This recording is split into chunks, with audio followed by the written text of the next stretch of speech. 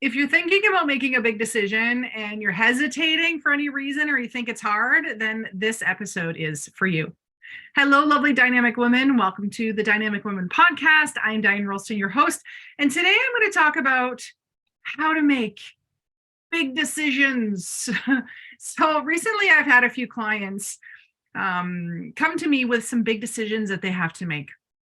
Now, some of them are about their career, some are about moving. And because it's about different areas of their life, it made me think about the trouble with big decisions and how we come to this place of having to make a decision on a new career or where to live or about a relationship. And it's overwhelming with that place of what decision do I make? Sometimes it's, do I make this or that decision? And there's just two. And sometimes there are so many decisions, and then each of those options come with their own, dozens and dozens of options. That is just so hard. So today I'm going to talk about kind of the three stages in making these big decisions, and you can figure out where you are in that. And I'm going to share with you a little bit about how to do well at each stage. So when you have a big decision, it is often putting you in the first stage, which is around this change stage. So if you are looking for a job, it could be that you've just left a job, or you were fired from a job, or laid off from a job, or you're thinking about what new career should I have? And so that in and of itself can come with lots of emotions like grief, disappointment, anger, frustration. Or if you are moving into a career, like a career change, there might be some excitement. There might be overwhelm or fear. There could be this feeling of like, finally, I'm here. Finally, I get to make the decision that I want to choose. So checking in first with your emotions. How do I feel here? What is the change I've experienced? And give yourself some time to be in this stage, because if you're holding resentment or anger or fear or whatever it may be, you might have to work through that before getting into the next two stages, or at least to keep this stage and these feelings in mind as you go into the next two stages. So for example, if you got laid off or were fired from a job, you might have that anger. You also might have hesitation in, am I good enough for this next career? So what we really want to do is make sure that you're self-aware in this stage, that you can really feel and know what's happening to you, why you're feeling it, and then honor it. And this might need for you to do some sort of kind of ritual ceremony of like leaving that behind and moving forward. So I often would talk with clients and we decide on something like writing a letter and then ripping it up and burning it. I encourage you to do this in a space that is safe for you to do it, or in a fireplace if you can.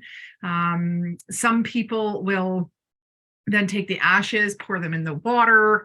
A really cool idea came up today about going out in low tide and writing a message in the sand and then having the waves come and wash it up and wash it out and maybe be witness to that. And so if you're going to do one of these like kind of cleansing, letting go kind of ceremonies, rituals, or just actions, then I encourage you to have on the flip side something fun, something good that you're going to enjoy. So maybe if it is the summer and you decide to kind of do that at the beach, maybe you go into the water as kind of the fun part. Maybe you have a barbecue at the beach with your friends. Another thing you could do is go to the spa and be treated to some self-care. Maybe it's a massage, acupuncture, a facial, hitting the sauna, something so that there is this kind of taking care of self that gets to happen afterwards. So in this change stage where you have some feelings, some strong feelings, just make sure you give yourself some time, that you intentionally do something to help you release them. Maybe you need counseling, who knows? And then jump into that happy space. So maybe you do it with friends, hang out, have dinner, that sort of thing. Once you've kind of dealt with the feelings, the emotions that are there, and given yourself some space, because maybe if you were working really hard then you need a little bit of a break. Take that much needed break, recharge, because no one wants to make a big decision feeling tired or feeling hesitant or feeling scared. So the next stage is exploration time. I can remember when I had a man come to me. He had just sold with his two friends a business that brought them 75 million to split. And so at the time that I was talking to him, he didn't know what he now wanted to do with his life. In his early 30s, all this money, he could do whatever he wanted, right? And so he was feeling pressure because he just had major win, a big success, and he felt pressure to take on another business, to invest the money in something. And I said to him one day, you're in exploration time. This is like the exploration stage. There is no way that you can make that big decision right now. You need to find the information. So in exploration time, you have complete permission to just check things out, right? To learn, to research, to do information interviews, maybe with people who are where you want to be or in a situation that you want to be in and who've done what you want to do. So information interviews, doing research. While this is happening, I want you to make sure that you're exploring ideal options. So not things that, oh, I know I can already achieve that, or that's what I've done before. I want you to be thinking about what's ideal. Brainstorm without that thought of reality. Brainstorm without that idea of how am I going to make this happen? So ditch all the how-tos and listen up for any limiting beliefs, saboteurs, negative self-talk, anything that pops up that is going to inhibit you from coming up with all of the ideas. A lot of times in this stage, when I'm helping my clients brainstorm, they have blinders on. And so they're not seeing maybe options just to the side of them. And sometimes they've got something so close to them that they don't see it. And they're trying to look for something bigger, better, different when they have the most ideal answer right in front of them. So it's really a good idea in exploration stage to have someone else that you're talking with about it. It could be a coach, it could be a counselor, as I said, doing research, information interviews, but having someone to sit with you to make sure that you are looking at what's ideal, that you're not succumb to those limiting beliefs. Exploration is just that. It's time to explore different options. So when I did this stage just recently with some clients, it was, what are all the decisions, all the options you have for this decision? Okay, now let's look at each one. How does it look? How does it feel? How much do you like it? And getting those ideas from them, getting the truth of where they're at with it, and I'm listening for limiting beliefs, it helps us to get to that place of, we've got 4 options. These 2 aren't for right now. They're like maybe long-term game. What are the first 2 that can help you get where you want to be? And I always look as well to the wheel of life. And people are like, oh, if I'm coming to you for business coaching, why am I looking at my wheel of life? Well, the key thing is any decision you make, we want to make sure is in alignment with what's ideal for your future, what's ideal for every single area of life.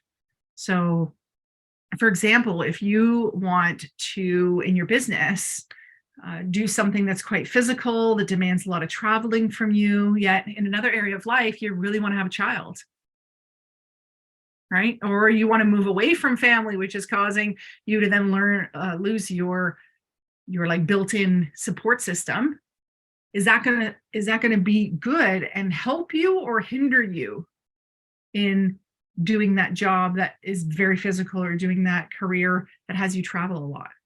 So you always want to make sure that the different areas of life are still honored while you go forward and take action on these big decisions that you have to make. So we were in the change stage and the feelings and dealing with that. Then we moved into exploration stage of like, what are my options? And you're gonna, brainstorm all those options, and then you'll eventually get to the place of action. This is the 3rd stage, action. You got to take action on some of these. And it might not be the decision you end up making, but you have to take some action towards it. So if B is your option of A, B, C, D. The B is the option. What's the first step that you can take? And the first step might be doing an information interview. The first step could be researching about that option. The first step could be talking with someone about it. The first step could be paying for something towards it. So think about what are all the options? Then what's the one I want to do? And then what's the action? What are the action steps to get there? Again, having someone on your side in this case is really helpful, because in talking about the action, they're going to help you to come up with what is really the first action. There might be 10 actions that you could take, but one of them is the right one for now. And you also want to choose the one that is 150% something you're going to do. Because if it's not 150% that you're going to do it, then it's too big, or it's overwhelming, or the limiting beliefs will come into play. And when you're not doing that thing you say you'll do, it kills your confidence. So we want to make sure that the step that you take is a simple step, a small step, and the one that is going to help you to gain momentum and confidence. So making big decisions, 3 stages you go through: that kind of change feeling stage, exploration stage, and then action stage. And hey, if the action stage tells you, oh, option B was actually not the best option, maybe I want to try C now, or I want to go back through the stages, you're allowed to do that. Just because you made that decision at, let's say in November, you made that decision, and by January, you realize it wasn't the right decision. You don't need to continue with it if it's not the right decision. It's not always picking right the first time. It's seeing where you're off course to where you really want to be, and then making that decision to come back to something that is better. Because when we make that discovery later on, we have more insight, more knowledge, more skill potentially, more connections, more of a network. We can start to really see, oh, this isn't the right one for me. You have the experience of it. So you then get to remake your decision based on this new exploration stage kind of information that you've come up with. So I hope that you will think about, where am I in making a decision? Am I still in this place of needing to make changes and change my emotion? Am I in that place of exploration, or am I ready to take action? And I do encourage you, if you have the Dynamic You book, to look at the 5 stages of change that I explain about in there, because it'll also help you to know where you are when you want to be in the action stage, to kind of move you through those 5 stages. If you don't have the book and want to get it, we'll make sure that the link is in there so that you can pick up your copy. I hope that you have a wonderful week. If you're listening to this around the holidays, that you have a wonderful Christmas time, great holiday season. And if you haven't yet, hit subscribe, share with a friend, and shoot us some comments. Let us know what you'd like to hear about and how I can support you further. Until next time, stay dynamic. Bye.